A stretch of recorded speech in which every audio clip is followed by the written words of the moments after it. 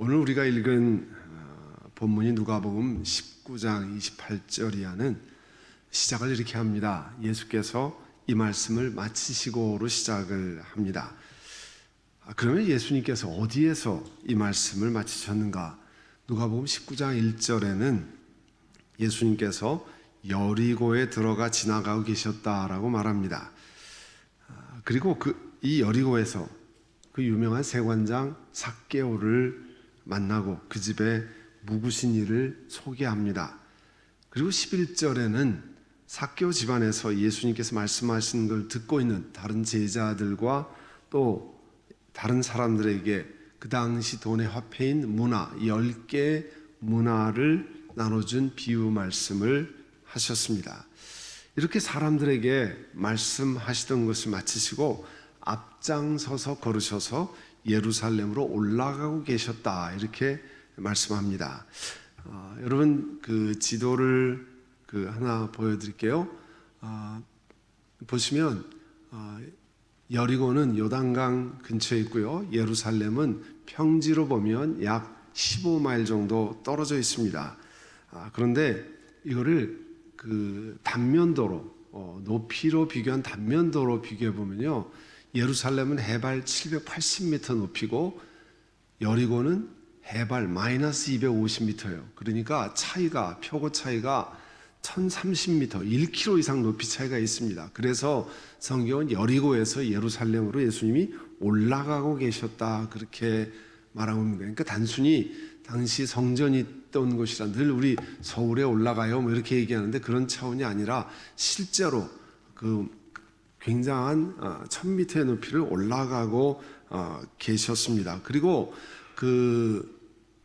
바로 예루살렘 옆에 베다니 벳바게 바로 옆에 있는 도시 그 마을인데요. 베다니 벳바게는 예루살렘에서 1.5마일, 2마일 정도 떨어진 곳이에요. 그러니까 우리 교회에서 아엘라 하이스쿨 정도, 아주 가까운 거리가 됩니다. 그런데 그 예루살렘 성을, 여러분 성지순례 가시면 예루살렘 이렇게 눈앞에 보이는 곳이 바로 올리브 동산이에요. 우리 옛날 성에 감람산이라고 이렇게 돼 있잖아요. 29절에 보면 예수님께서 올리브 산에 있는 마을인 벳바게 베다니에 가까이 오셨을 때 제자 두 사람을 맞은 쪽 마을로 보내면서 이런 부탁을 하셨습니다. 30절에 가서 아직 아무도 타본 적이 없는 새끼 나귀 한 마리가 매여 있을 것인데 그것을 풀어서 끌고 오너라. 혹시 너희에게 그 새끼 나귀는 도대체 왜 푸느냐고 묻거든 주님께서 그것을 필요로 하십니다 하고 말하여라. 보냄을 받은 두 제자가 예수님이 시키는 대로 그곳으로 갔습니다. 바로 앞에 있는 마을로 갔어요. 가서 보니까 정말 나귀 새끼가 있었어요. 그 나귀 새끼를 풀어서 풀고 있는데 주인이 당연히 누가 나귀 새끼를 풀고 가는데 가만히 있을 사람이 어디 있겠습니까? 왜 그 나귀를 푸는 거요? 물었습니다. 그때 제자들의 대답은 예수님이 시키는 그대로였습니다. 주님께서 그것을 필요로 하십니다. 그렇게 했더니 그 다음에는 아무 말 나오지 않았죠. 그래서 제자들이 그 나귀 새끼를 끌고 예수님께로 왔습니다. 나귀 새끼를 끌고 오는 이 이야기는요, 오늘 우리가 읽은 누가복음에도 그리고 마가복음에도 나와 있고 마태복음에도 나와 있습니다. 그런데 마태복음에는 오늘 누가복음과 좀 차이가 있어요. 마태복음에는 나귀와 그 나귀의 새끼를 끌고 왔다 그랬습니다. 이렇게 차이가 나는 것은 아마도 누가복음, 마가복음에는 다 그냥 나귀 새끼만을 이야기하고 있는데 예수님께서 나귀 새끼를 타셨기 때문에 그것을 새끼만을 강조한 것으로 보입니다. 그런데 마태는 그 일어난 사실 전체, 어미 나귀, 새끼 나귀를 같이 풀러온 것을 그대로 전달한 것으로 보입니다. 어쨌든 예수님은 나귀의 주님께서 이 나귀를 필요로 하십니다, 이런 그 말을 들었을 때 그 주인이 선뜻 아무런 저항 없이 내어주도록 사실은 예수님께서 이렇게 만드신 거죠.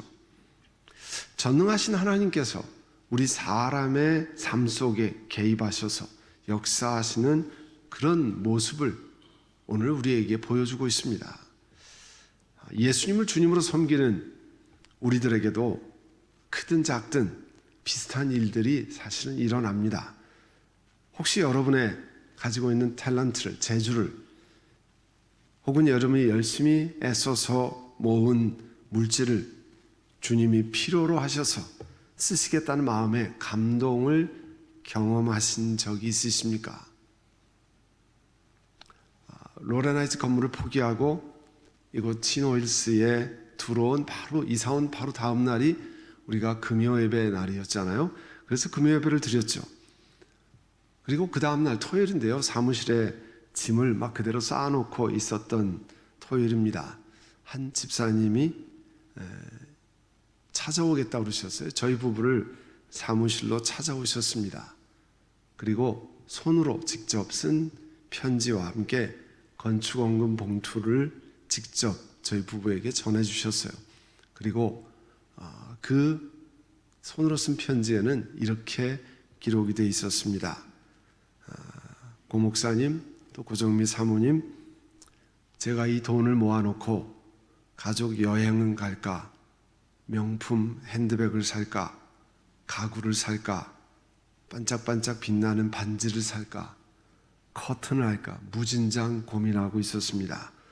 근데 어제 금요 예배를 드리고 너무 기쁘고 감격스러워서 오늘까지도 그 감격이 사그라지지가 않았습니다. 내가 주를 위해 무엇을 할까 고민했습니다. 모아놓은 돈을 헌금하자 생각하게 되었습니다. 지금 교회 상황으로는 큰 돈이 아니지만 꼭 필요한 곳에 써주십시오. 8,000불입니다.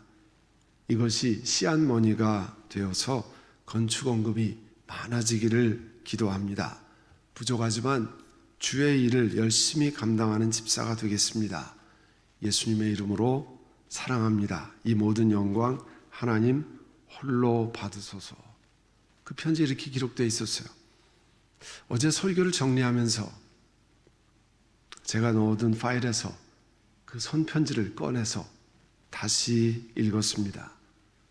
저는 그 편지를 받아 읽었을 때처럼 또다시 감동의 눈물을 흘렸습니다. 주님께서 필요로 하신다. 그런 음성을 듣고 바로 실천에 옮기셨다 생각합니다. 여러분들 가운데도 신앙생활 하시면서 이 집사님과 비슷한 경험을 하신 분들이 많으실 줄 압니다. 예수님께 드려진 나귀, 예루살렘 성에 들어가실 때 예수님 모시고 들어갔던 나귀 새끼, 그 주인이 예수님이 필요로 하신다고 할 때 순종하며 드린 것이 하나님 나라 역사의 한 페이지를 장식하게 된 것처럼 이렇게 하나님의 음성에 순종해 오셨고 지금 순종해 가시고 앞으로 순종하실 모든 분들에게 하나님의 귀한 축복이 있을 것을 믿습니다. 또 한 번 생각나는 어른이 계십니다.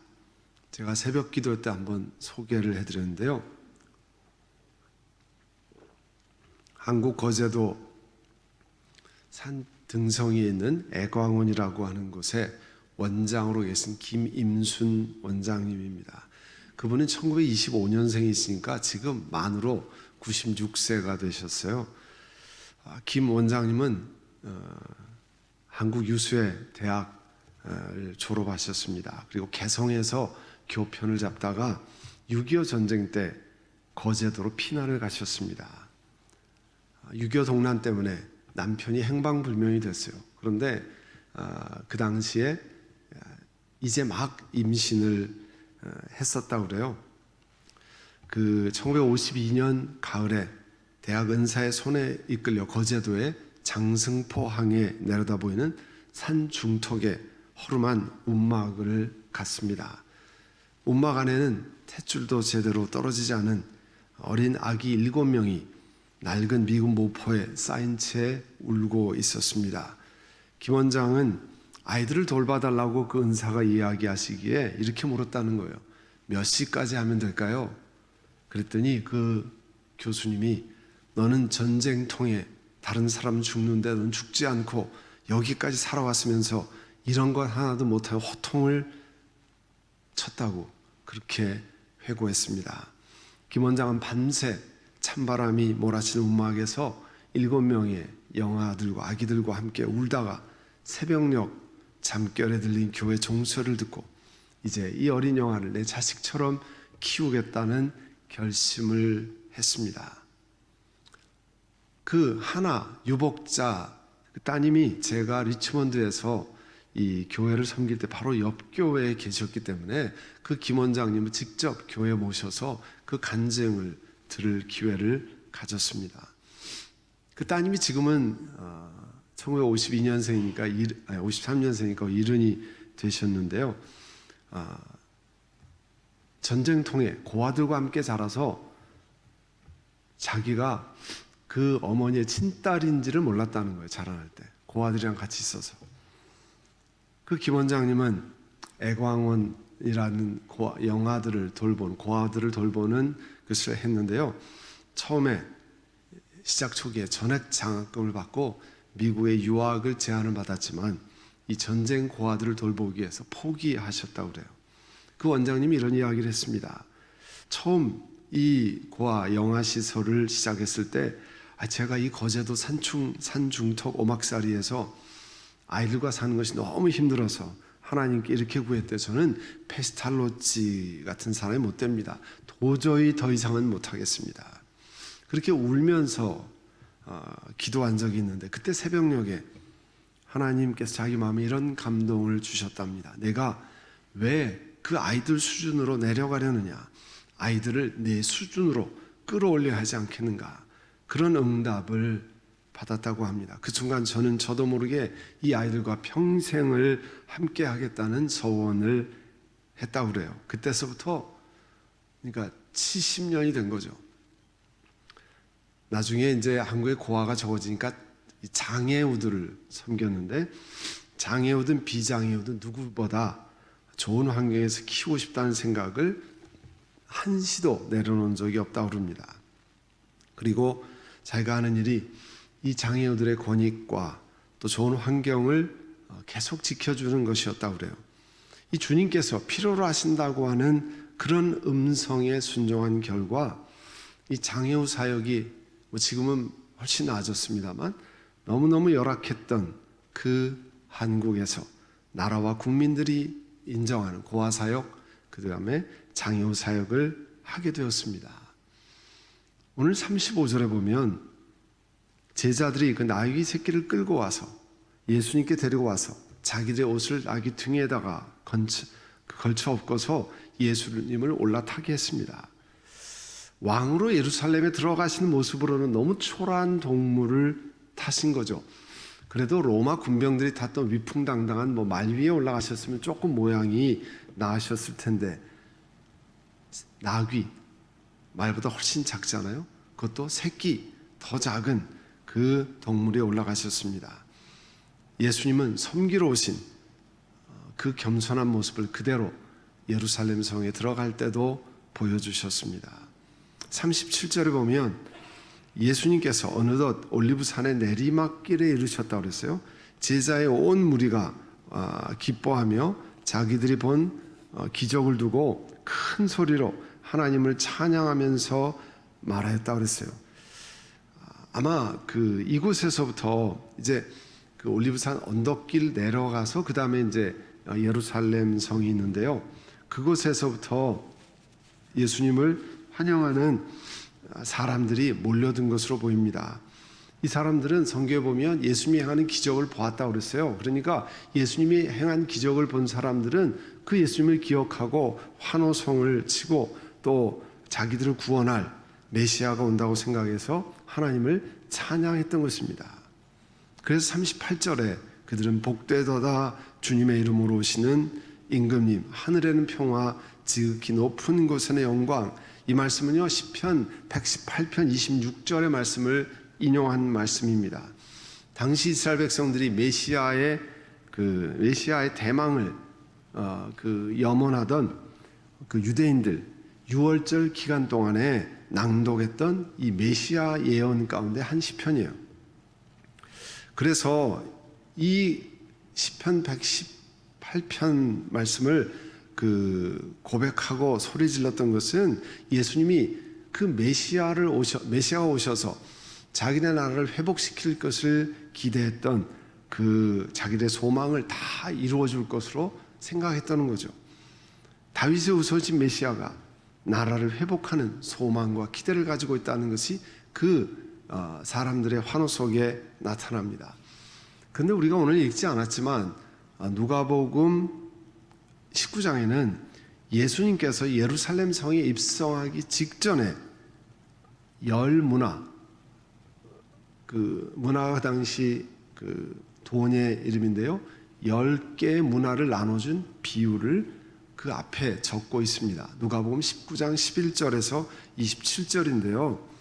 왜 이 비유를 주셨냐 하면 예수님께서 예루살렘으로 올라가시는 이유를 사람들이 오해하고 있었다는 거예요.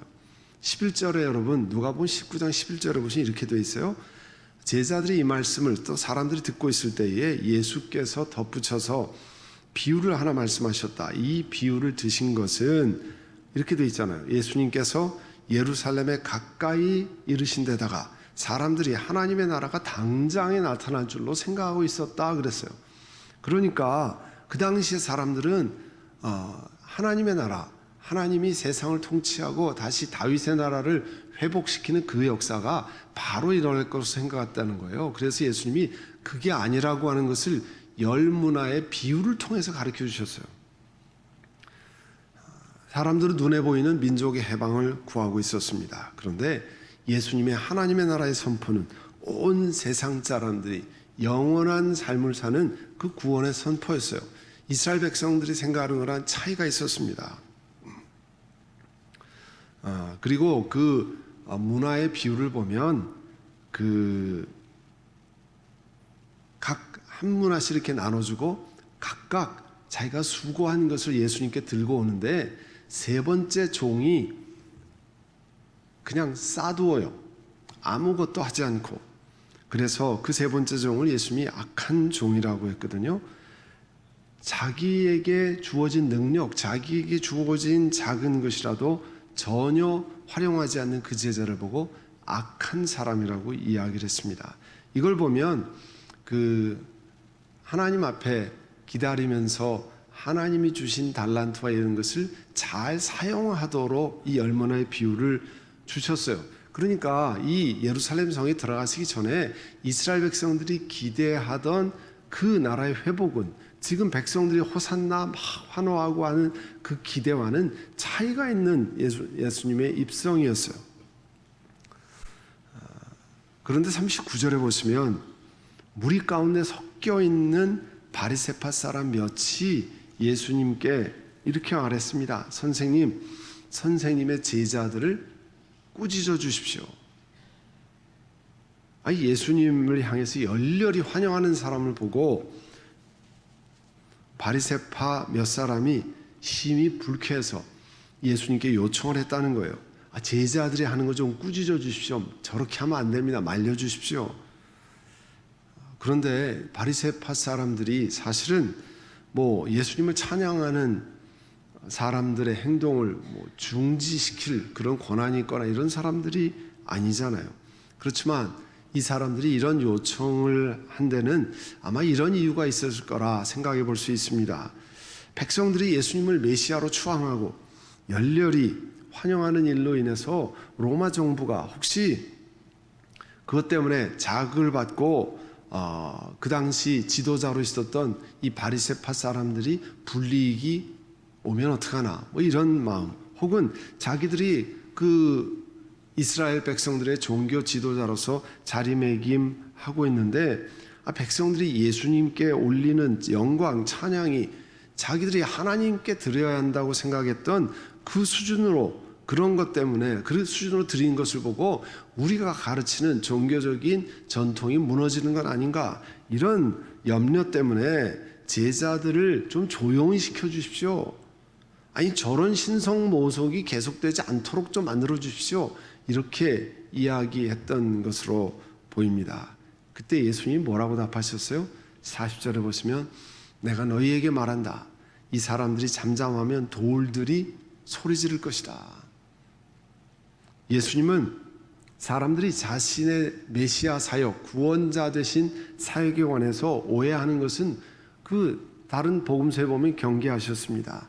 그러나 메시아를 메시아로 대접하는 일들에 잠잠하면 마치 돌들이 소리 지르는 것처럼 이 백성들이 예수님의 메시아 되심을 찬양하는 것은 마땅하게 여기셨다고 하는 것을 오늘 말씀을 통해서 우리가 볼 수 있습니다. 사랑하는 성도 여러분, 우리들에게도 본문에 나와 있는 이 예루살렘 백성들처럼 예수님의 메시아 되심에 우리의 구세주 되신다는 것에 대한 오해가 참 흔히 있습니다.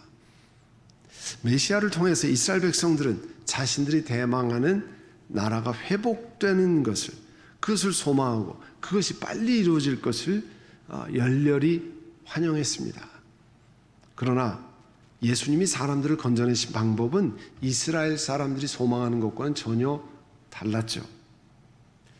우리들도 성경이 말하는 우리 예수님의 우리의 주인 되신다는 것, Lord and Savior라고 하는 것에 대한 오해가 많이 있습니다. 하나님이 내 삶의 주인 되시기 때문에 하나님께 순종하는 삶은 뒤로 하고 내가 원하는 소원 성취가 우리 신앙생활의 first priority, 최우선순위에 있지는 않은가 생각해 봐야 됩니다. 하나님이 기뻐하시는 대로 살아가기를 원하느냐, 아니면 내가 원하는 소원 성취, 내가 바라는 것을 이루어 주소서, 이것이 내 삶의 최우선순위에 있는가? 그러면 이스라엘 백성들이 예루살렘 성에 일어나면서 빨리 나라를 회복해 주소서 호산나 호산나 노래하고 환호하는 것과 전혀 차이가 없게 됩니다. 사랑하는 성도 여러분, 이번 일주일 동안 고난주간 또 성금요예배 묵상하시면서 오늘 이 예수님의 예루살렘 성 입성을 다시 묵상하고 내 삶의 우선순위가 성경적인가 돌아보는 복된 시간 가지시면 좋겠습니다. 아멘. 우리 묵상으로 잠깐 기도하겠습니다. 여러분, 기도하실 때 우리의 삶을 돌아보고 오늘 들은 말씀을 기억하고 하나님이 또 내 삶에 하나님이 필요로 하시는 것이 있는가? 시간일 수도 있습니다. 재주일 수도 있고요. 여러분의 귀한 것일 수도 있습니다. 하나님의 음성에 순종했던 나귀의 주인, 또 수많은 사람들과 같이 우리도 주의 인도하심을 따라 섬기고 우리 first priority가 우리 주님 될 수 있게 하옵소서. 우리 함께 묵상으로 기도하겠습니다. 사랑하는 주님, 사순절 이제 마지막 기간에 왔습니다. 오늘 종려주일을 시작으로 고난주간 성금요예배 주의 말씀을 묵상하고 주의 사랑을 기억하면서 혹시 우리도 내가 바라는 소원 성취, 내가 원하는 신앙생활, 내가 소원하는 것만을 이루어 달라고 하는 그런 이스라엘 백성들의 환호성과 같은 그런 함성을 지르고 있지는 않은지 돌아보게 하시고 참으로 주님이 기뻐하시는 그 음성이 무엇인지를 바라보는 저희를 되게 하여 주옵소서. 그래서 이 고난주간 일주일이 참으로 저희들에게 새로운 전환기가 되게 하시고 참으로 주의 부르심을 따라 순종하는 저희를 되게 하여 주옵소서. 예수님의 이름으로 기도드립니다. 아멘.